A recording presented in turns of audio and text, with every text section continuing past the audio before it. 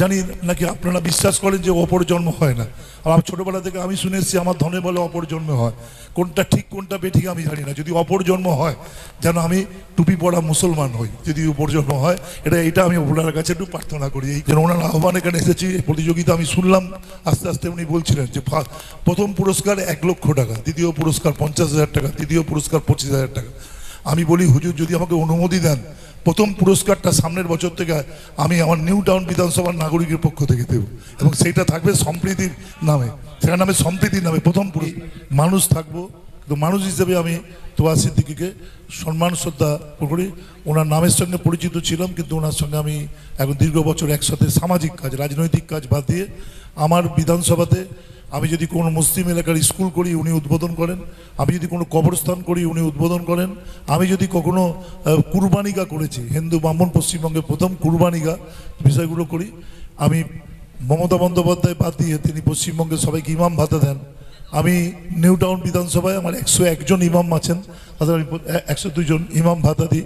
ইমাম ভাতাতে উনি তার শুভ সূচনা করেছেন, করেছেন প্রথমটা, তারপর থেকে মাসে মাকে চলে। আমি যত 4 বছর হয়ে গেল এমএলএ, এখানে আমার বিধানসভার আরেকজন গুরুত্বপূর্ণ মানুষ উপস্থিত আছেন, আমি তাকে খুব ভালোবাসি, সম্মান করি।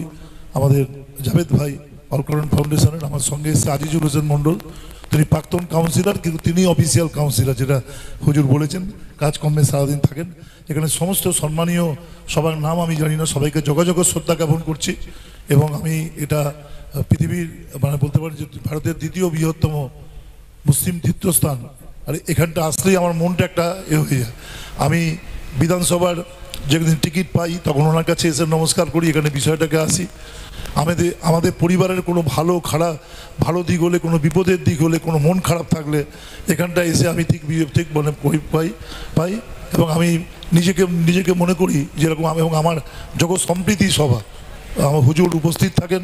আমার অনেকগুলো উন্নয়নের কাজ, এমনকি আমার কালী পুজোতে প্রতিমা দর্শন ছাড়া আমি যে সামাজিক একটা দিন করি, যিনি সমাজ থাকে, আমার স্কুল থেকে আছেন কেরালা মডেল স্কুল, মুসলিম এলাকার স্কুলকে হিন্দু কালী পুজো অর্থ দিচ্ছে। এরকম একটি অনুষ্ঠানগুলোতে হুজুর উপস্থিত থাকেন মাননীয় মন্ত্রীদের সঙ্গে। হুজুর আমাকে বলেছিলেন যে দেখো আমি কিন্তু প্রতিমার ভেতর যাব না, আমি প্রতিমা থেকে অনেক দূরে একটি অনুষ্ঠান হয় যেখানে আপনাকে আসতে হবে। ওনার অনুষ্ঠান উনি না গেলে আমাদের মন খারাপ হয়ে যায়। আমি একটা অনুষ্ঠানে উনি শারীরিক কারণে যেতে পারেনি, আমার 2000 বোতল রক্তদান। সবাই আমাকে জিজ্ঞেস করছে হুজুর আসলো না কেন, এত মন্ত্রী এসছে, এত সবাই এসছে, কিন্তু হুজুরের খবর সবাই রাখছে। বলে হুজুরের আমার একদম উনি আমার থেকে, আমারও বয়স 63+, কিন্তু ওনাকে আমি পিতাকে যেমন আবদার করা যায়, উনি না গেলে আমার সেই ধরনের বিষয়, ওনার সঙ্গে আমার রিলেশনটা এরকম। আজকে উনি আমাদের ডেকেছেন এবং এটা একটা 18 বছর ধরে ক্লাস প্রতিযোগিতা হচ্ছে, এটা সুন্দরভাবে বিষয়টাকে আছে। আমি হুজুরের অনুপ্রেরণায় জানেন যে আমার রমজান মাসে আমার 35% মুসলিম, আমি 10,000 মানুষের ইফতার দ্রব্যাদি দিয়েছি, উনিই উদ্বোধন করেন, থাকেন, আরও সবাই থাকেন ওখানে। আমি হিন্দু মুসলিম সবাই মিলে যুক্ত করি এবং সমস্ত হুজুর হচ্ছে প্রধান একটা বিষয়ের মধ্যে থাকেন। হুজুরের ডেট দিয়ে আমি সবাইকে ডেট দিই, ডেট দিই। তা আমি যেমন একজন রাজ্যের মন্ত্রী আমাকে বলেছিলেন এই ডেটটা একটু ব্যস্ত না, এটা পরিবর্তন করা যায় না, মেন যে মানুষ থাকতে ডেট নিয়ে এসেছি। রমজান মাসে ডেট পাওয়া খুব মুশকিল। আমি নিজে খুব ইসলাম অনুরাগী। রমজান আমার তো আপনাদের প্রতি হিংসা হয় যে আমার কেন রমজান নেই।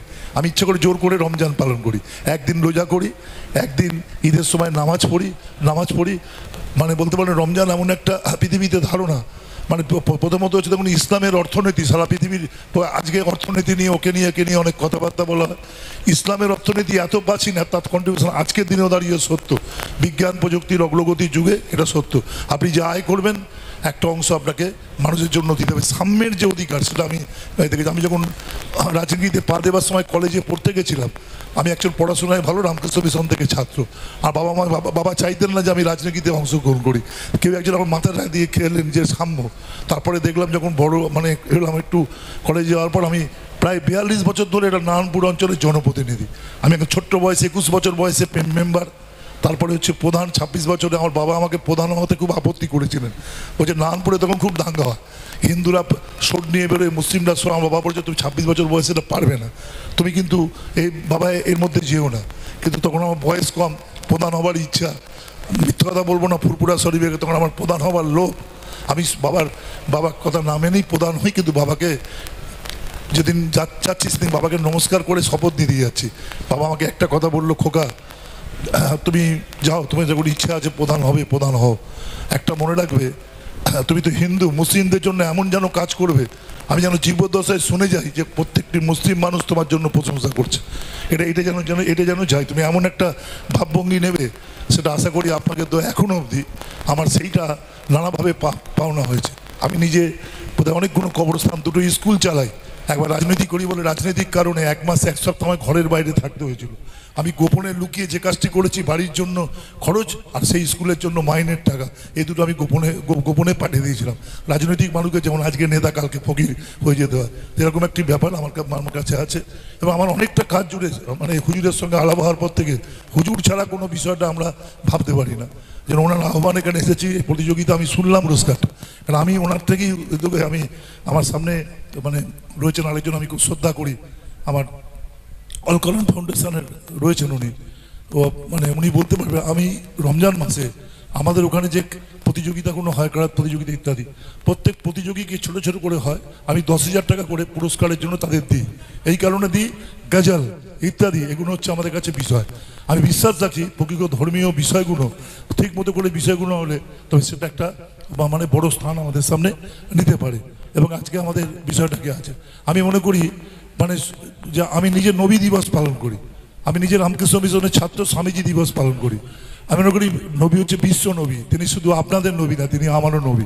এই জন্য নবীর আদর্শ আমরা মেনটেন করি, যিনি বলতে পারেন পাশের লোকটাকে না খাইয়ে তুমি যদি হজ যাত্রায় যাও, হজ যাত্রা সফল হবে না। আমি রামকৃষ্ণ মিশনের ছাত্র, রামকৃষ্ণ মিশন কখনো সাম্প্রদায়িকতাকে প্রশ্রয় বলতেন, যে ধর্ম বিধবা চোখের জল মোছাতে পারে না, যে ধর্ম ক্ষুধার্ত মানুষকে খাওয়াতে পারে না, সে ধর্ম আমি করি না। অর্থাৎ আমার হৃদ মাজারে আমাদের মুখ্যমন্ত্রী যেমন রেখে দিয়েছেন স্বামীজিকে এবং নবীজিকে, আমরা সেটাকে রেখেই আমরা এগিয়ে চলার চেষ্টা করি। এখানে আসলে আমার মনটা খুব ভালো হয়ে যায়। উনি সুযোগ করে দিয়েছেন, আর একটা সুন্দর বিষয়, হাজার হাজার মানুষ এখানে রয়েছেন, আমাদের রয়েছেন অনুষ্ঠানগুলোতে আমি রয়েছি। সামনের বছর থেকে আমার বুক করা রইল যে আমি প্রথম পুরস্কারটা নিউ টাউনের নাগরিকরা দেবেন, সেইটা হবে। সেই পুরস্কারটার নাম যদি উনি যদি না থাকেন, ওটা হবে প্রথম যে হবে ভারতবর্ষের বিভিন্ন প্রান্ত থেকে যারা আসবে সম্প্রীতি পুরস্কার, তাপস চ্যাটার্জি সম্প্রীতির প্রতীক। এবং আমি জানি না, আমি শুনেছি আমি খুব সরল মানুষ, দেখুন কি বিতর্ক হবে আমি জানি না, কিন্তু আমি জানি নাকি আপনারা বিশ্বাস করেন যে অপর জন্ম হয় না। আর ছোটোবেলা থেকে আমি শুনে এসেছি আমার ধনে বলে অপর জন্ম হয়, কোনটা ঠিক কোনটা বেঠিক আমি জানি না। যদি অপর জন্ম হয় যেন আমি টুপি পড়া মুসলমান হই, যদি অপর জন্ম হয় এটা আমি ওনার কাছে একটু প্রার্থনা করি। এই কারণে এটা অন্য কিছু বিষয়ের জন্য না। জীবনে আমি ইসলামী মানুষের কাছে যা পেয়েছি এটা আমি কারুর কাছ থেকে পাইনি। আবেগীময় মানুষ, এই মানুষগুলোর মধ্যে একটা বিষয়টা আছেন। এবং আমি ছোটোবেলাতে আমার এক মাস্টারমশাই ছিলেন, তিনি অত্যন্ত ধর্মনিরপেক্ষ মানুষ, তিনি আমাকে শিখিয়েছিলেন, বাবা শোন, একটা মনে রাখবি, ভালো করে জানবি, সব থেকে গরিব হয় মুসলমানরা, আর সব থেকে গরিব হয় হিন্দু মানুষের মধ্যে শিডিউল কাস্টরা। যে কোনো সর্দার পাড়ায় যাবি দেখবি টালির বাড়ি পাবি, আর যে কোনো মুসলমান পাড়ায় যাবি যেখানে সেখানে টালির বাড়ি পাবি। মনে রাখবি, এই টালির বাড়ি উচ্ছেদের ক্ষেত্রে একটা চেষ্টা করবি, হিন্দু মুসলমান বাদ দিয়ে বিষয়টাকে রাখবি, দরদ দিয়ে রাখবি, ধর্ম দিয়ে রাখবি। তো ধর্ম দিয়ে একটা ধর্মকে বিষয়গুলো করবি না, দারিদ্রতা কখনো ধর্মকে বিষয়গুলো করে না। এই জন্য তো আমি নিজে ছোট্ট করে, হুজুরের মধ্যে তো এত ক্যাপাসিটি আমার নেই ফাউন্ডেশনের, কিন্তু আমি 28 জন মানুষকে রেগুলার খাওয়াই। 1 বছর হয়ে গেল, সেই 28 জন মানুষের মধ্যে 3 জন মুসলিম মানুষ আছেন।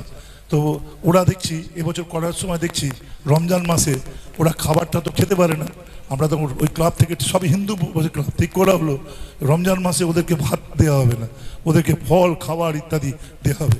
এভাবে আমরা চলছি, সুখে জীবনযাপন আছি, আল্লাহর কাছে দোয়া চাই, জীবনে যতদিন থাকবো শুধু একটাই আমার শখ, যেদিন আমি ইন্তেকাল করব যেন আমার বডি ওখান থেকে বের করতে, যেন 6 ঘন্টা, যে আমাকে দেখতেও পারে না সে একটু দেখতে গিয়ে দেখবে 10 ঘন্টার আগে বডি বের করতে পারবে না। এটা স্কুলে কলেজে 11 সাইডের মাঠে নিতে ক্লান্ত হয়ে যাবেন। আর যে মানুষ আসতে পারবে না চোখে জল ফেলে বলবে লোকটা ভালো ছিল, এটাই আমার শখ, অন্য কোনো শখ না। আমি নিজে এক সময় রাজা, এক সময় প্রজা। আমার ব্যাগে যদি দেখেন সিবিআই আমাকে অ্যারেস্ট করে নিতে পারেন, 10 লক্ষ টাকাও পাবেন। আবার এক সময় আমার ব্যাগে দেখবেন 0 টাকাও নেই, 5,000 টাকা শাড়ি দিতে গিয়ে আমাকে দ্বিতীয়বার ভাবতে হয়, আমার মেয়েকে ফোন করে, তোমার কাছে 5,000 টাকা আছে, 2 দিনের জন্য আমাকে দাও না। কারণ আমি নিজে মনে করি সরকারি প্রথা ছাড়া নিজে একজন উদ্যোগী হতে হবে, এটা আমি হুজুরের কাছ থেকেই শিখেছি। এই জন্য তো আমার বিধানসভাতে একটি মেয়ের বিয়ে হবে একটা বেনারসি শাড়ি 5,000 টাকা। আমার এখানে দাঁড়িয়ে কেউ মারা যাবেন, বিশেষ করে এটা মুসলিমদের ক্ষেত্রে হয় না, বেশিরভাগ ক্ষেত্রে যদি কেউ মারা যায় অ্যাক্সিডেন্টের ক্ষেত্রে ক্ষেত্রে হিন্দুদের ক্ষেত্রে এই যে আমি হুজুরের ওখানে বসে আছি, হুজুর ঢোকার আগে যে ফোনটা আমি করলাম সেটা হচ্ছে একজন মারা গেছে, ডাক্তারি সার্টিফিকেট জোগাড় করে দিতে হবে। এটা করে দেখুন, আমি খুব পাই। আল্লাহকে নামাজ পড়লে যেমন আপনার তৃপ্তি পান, আমি হিন্দু মানুষ ভগবানকে ফুল দিয়েছিলাম তৃপ্তি হয়, এই কাজটা করে আমার খুব মানসিক তৃপ্তি হয়। একটা পীর দরবারে এরকম একটা পবিত্র জায়গাতে আমি এসেছি। আমার গুরুদেব হুজুর তোয়া সিদ্দিকী, তিনি আমাকে সবসময় দোয়া করেন। আমি আশীর্বাদ করবো যেন যে যতই অপপ্রচার করার চেষ্টা করুন না কেন, আমি যেন আপনাদের সেবা করতে পারি, মানে একজন মানুষকে যেন বলতে পারে বিষয়টাকে রেখে এখানে করা। আমাকে একবার রায়গাছি, আমাদের খুব মুসলিম অঞ্চল, সেখানে একজন হুজুর আমাদের সে একটা আমাকে এতে দেখেছিল যে 2 ঘন্টা ধরে অনুষ্ঠান হচ্ছে, আমাকে সেই পেয়ারে বসিয়ে দিয়েছে। তো পেয়ারে বসিয়ে দিয়েছে, তা আমি তো সব ভাষা বুঝছি না, কিন্তু ওনাদের সঙ্গে বসে আছি। লাস্ট লাইনটা ওনারা যা বলছেন আমি সেটাই বলছি। আমাকে সাংবাদিক জিজ্ঞেস করলো যে আপনি কি করলেন এই 2 ঘন্টা ধরে, আপনি কি বললেন ওদের সঙ্গে? আমি সব তো বুঝলাম না, লাস্টটা যে ওরা বলছে, লাস্ট লাইনটা যেটা বলেছে সেটা আমি ওদের সঙ্গে সুর দিয়ে বলেছি, কেননা ওরা মঙ্গলের সাম্প্রদায়িক সম্প্রীতির প্রতীক। হুজুর যেভাবে মানুষগুলোকে, এবং হুজুর একদম যেভাবে বক্তব্য রাখে, আমি একটা অনুষ্ঠান করি, মাধ্যমিক শিক্ষাদের শিক্ষাসেবী রাজ্যের প্রথম করি। হুজুর ওখানে যে বক্তব্য রাখে, একদিন তো গিয়ে ভাবলো এই যে হুজুর বোধহয় বিতর্ক শুরু করে দিল, গিয়ে বলছে হিন্দু আর মুসলমানের মধ্যে লড়াই থাকা উচিত। আরে হিরে কেলেঙ্কারি করেছে, আমাকে পাঠিয়ে না লাল কার্ড দেখিয়ে দেয় হুজুর। তারপরে হুজুর যখন ব্যাখ্যা দিল, বলে কিসের কম্পিটিশন? বলে হিন্দুরা লেখাপড়া এগোবে, মুসলমানরাও লেখাপড়া এগোবে, এই কম্পিটিশন থাকা উচিত। এত সুন্দর বললেন না। প্রথমে আমরা 2-1 ছিল কাউন্সিলর, আমাকে মারছে যে রে হুজুর বোধহয় বলছে এবার কি বলবে।